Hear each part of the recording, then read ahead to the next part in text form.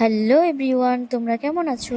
আজকে সকাল থেকে এত বৃষ্টি হচ্ছিল, মনে হচ্ছিল আজকে বুঝি আর কোথাও যাওয়া হবে না। কিন্তু জগন্নাথ দেবের কৃপায় বিকেলে আর বৃষ্টি হয়নি। বাড়ির থেকে বের হয়েই জগন্নাথ দেবের দর্শন পেয়ে গেলাম। একটা দুটো নয়, আজকে রাস্তায় 4টে রথের সাথে দেখা হয়েছিল।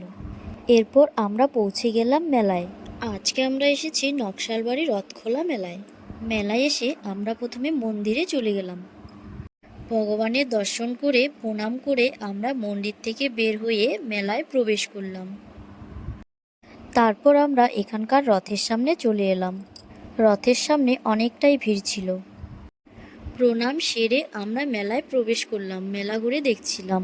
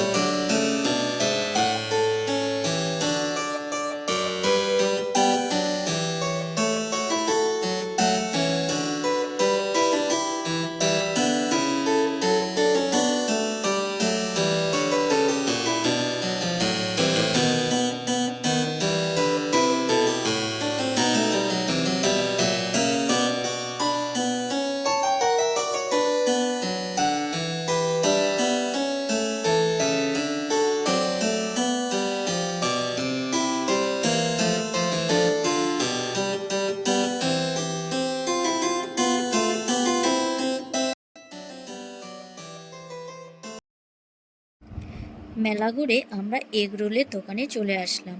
এগরোল নিয়ে নিলাম। এরপর এই আইসক্রিমটা নিয়ে নিলাম।